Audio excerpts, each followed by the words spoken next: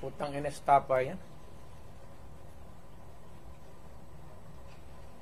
Government malverse the money of the people. Maghiram nga ng pera eh. Ang gobyerno na ito, walang project. Wala kang nakikita ng project. Maintenance na lang. Kasi ayuda, ano yan, akap, ayuda.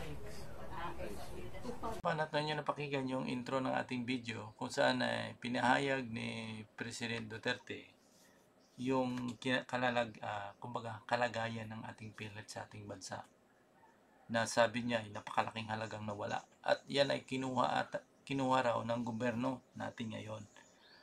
Ang ay may binanggit siyang stapa, at hindi kasi milyon yung pinag-usapan, kundi bilyong pisong halaga yung nawala eh. So yun ang yun ang problema. Sabi ko nga, talagang kung totoo man ito, ang nangyari na ito, at bilyong halaga nawala sa hindi lang PhilHealth, no, pati GSISAT, or maraming ahensya ng gobyerno na kinuna ng pondo, at hindi mapaliwanag kung saan daw ginugol ito. At sabi ni President Duterte, itong gobyerno daw na ito, wala naman daw talagang project. Ang lang dito daw, itong ayuda, puro ayuda, itong tinatawag na akap, ayon kay President Duterte. So bago ko ipapanood sa inyo yung video na ito, dapat mag-ingat dito si President Bongbong Marcos sa mga ganitong strategy, kasi pagdating ng termino, mag-i-end yung termino niya, siya na naman ulit ditong magigisa kasi talagang parang history na sa bansa natin after termino ng isang presidente ay binibira ngayon, gaya kay President Duterte, no? Binibira. Mangyayari din ito kung hindi maiwasan ito, kung hindi maipaliwanag kung paano, kung totoo man ito o hindi. Dapat masagot yan ng gobyerno, masagot yan ng pinag-aakusahan nito ni sina President Duterte. So pagkatapos ng video na ito, medyo sisingit ko yung matinding matinding bagay yung pinag-uusapan nyo, itong patungkol sa pahayag ni President Duterte. Gusto ko kasi medyo kasi ako, ano bang pinahayag ni President Duterte? Bakit nagkaroon ng tinatawag na parang naging hikayat si President Duterte sa mga army daw na magkaroon ng, ano ba tawag nun nila sa kanila, nakalimutan ko yung sinabi. Si parang hinikayat daw ni President Duterte yung mga sundalo na aklas laban sa ating pamahalaan. Yun ang nakita ko sa mga sinasabi, pati atin mga matataas na mga ahensya sa ating gobyerno ay umalma dito, mga kabalan. So gusto ko makita yung sinabi ni President Duterte at panoorin natin mamaya. So ito, panoorin niyo itong pahayag ni President Duterte.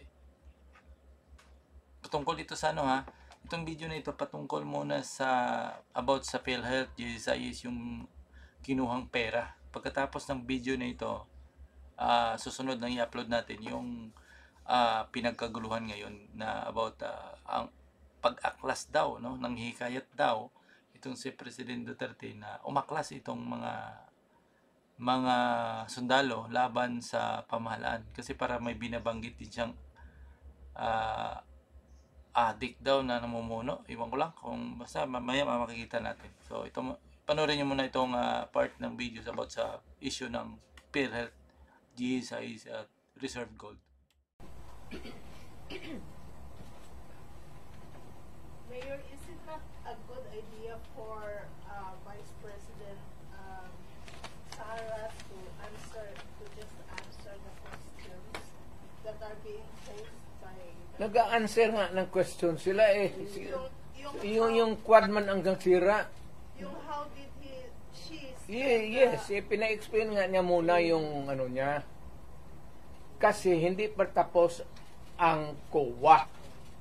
Kaya niya sinulatan na huwag mag-entertain magkuha ng papel kasi yung documents are with COA. So that if COA would 6 months yan if COA would be asking additional documents, hindi sila magkandarapa, maghanap kasi nandyan na lahat. Iniimbestiga na nga Eventually, mag-testify yan siya. Pero yung mga documents muna, hindi yan trabaho ng... Sir, may mga nag-comment na po sa social media na pag people power na lang daw po. Is it possible? Wag. Alam mo, dumaan ako pagka-presidente. Not for anybody, not for anything else. Meron tayong problema. Malaking problema. Sabi ko, insignificant yung nangyari dyan kay Lopez pati kay Inday. Binata man yung threat, patay-patayan. Pati itong luko-lukong Malacanang, ang problema niyang isa pa dyan, yung National Security Advisor ko noon, si Anyo. Alam mo naman yan, hindi namin kaya yan.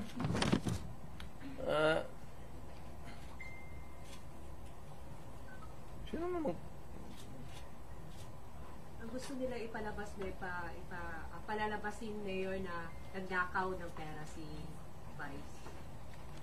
Wala pa nga ang audit eh. Gusto na nila palabasin ganon. Tama yung kay Inday. Because according to her, sabi ni pasensya na dyan kaya ikaw yung forerunner sa presidency. Gusto ata na ni Martin maging presidente. So, hindi naman masama. Kaya ayaw ko magsalita because everybody has the right to dream. If Inday wants to be also, she can also dream. So, wala tayong dyan. Ang tingin ko ang mas mabigat na problema na dapat malaman ng Pilipino is nag-hemorrhage ang country. Pati yung PhilHealth nga na hindi sa gobyerno, contribution natin yan kasi kung magpa-hospital ka, noon yung may pambayad ka, depende sa category yung rates mo. Kung ibang iyo, dividido ba talaga na full o paglabas mo, wala ka ng bayaran. Yun ang noon, yung 16 billion na nilipat nila. That is the most dangerous at dapat utang inestapa yan. Government malverse the money of the people. Ginamit mo yung pera ng and even Congress cannot do that. Trust fund yun eh. Galing inyo yun, pati akin. Contribution yun natin para pag nagkasakit ka ng cancer, uterus, may pangpa-opera ka.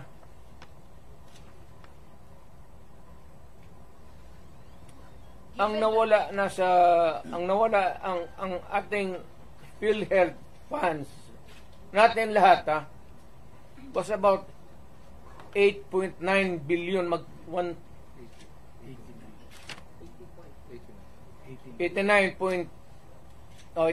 billion.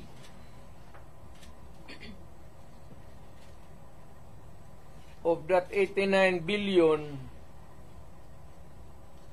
27 na lang ang nawala. 27 na lang ang natira.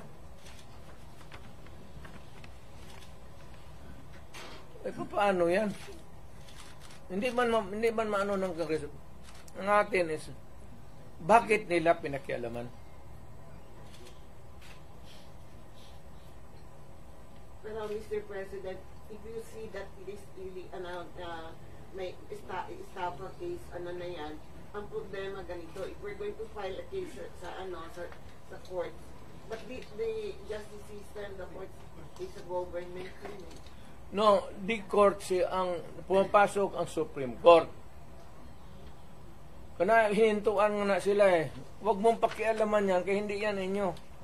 Ako, fiscal ako. Ang alam mo, minalverse nila yung pera eh. Ang naiwan kasi 29 billion lang. Out of the 89, 29 na lang. But can we say Saan ang pera namin? Sabi Ano, ibalik mo, wala mang pera. Maghiram nga ng pera eh. Ang gobyerno na ito, walang project. Wala kang nakikita ng project. Maintenance na lang. Kasi ayuda, ano yan, akap, ayuda. Tupad. Yun, naubos doon. Naubos ni Romualdez sa... Kasi Romualdez, congressman lang, pero left and right ang pamigay niya. Oh, may tag 5,000 kayo ngayon. Kita ko sa TV kagabi. Pera natin. Sus Maria Joseph Ginoo Romualdez, oy. Nang-awa ka naman sana sa amin.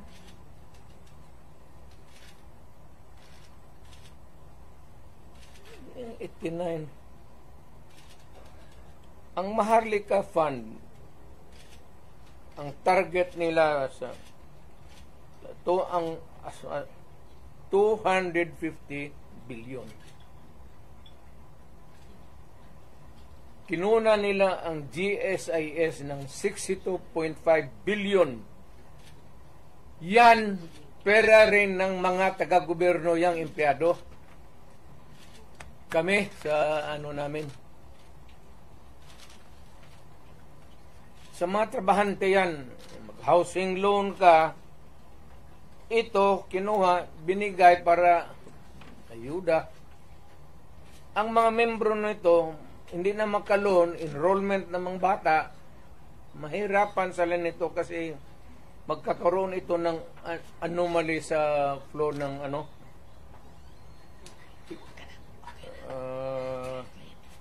Ang SESS, kinuha rin 62 billion.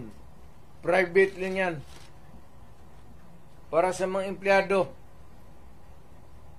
LBP 62 billion. DBP 62 billion. Kaya iyang sa sundalo, pati yung retirement nila patayan. Given all these predicaments, sir, you have the legal basis on the misuse of funds. Kaya meron na legal remedies in your mind to meron na. Lahat ito, the example yung PhilHealth na binara sila, yun yan. Hindi man nila pera ito lahat. Ito ang problema ngayon. Gastusin nila ito, naiwan what is left from the original ano nila. Kagaya nitong PhilHealth, 89 billion. Ang naiwan ay 29 billion na lang. So, kung walang pera, anong gawin nila? Maghiram. But they juggle Foreign money. borrowing. Wala na silang majagul dyan. Ano ba jagul-jagul? Tignan mo. Bakit ang jagul? They transfer it, di ba? From private to government. Hindi na ito. Hindi na kailangan i-jagul. Andiyan na sa kanilang kamay.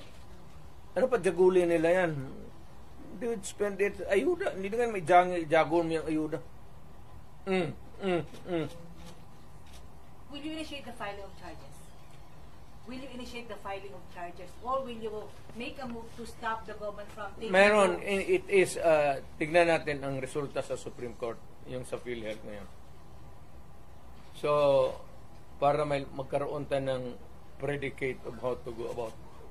So up next mga kabanat, ipapanood ko sa inyo yung sinasabi nilang pag-aaklas ng mga kasunduluhan. So abangan nyo, i-upload natin mamaya.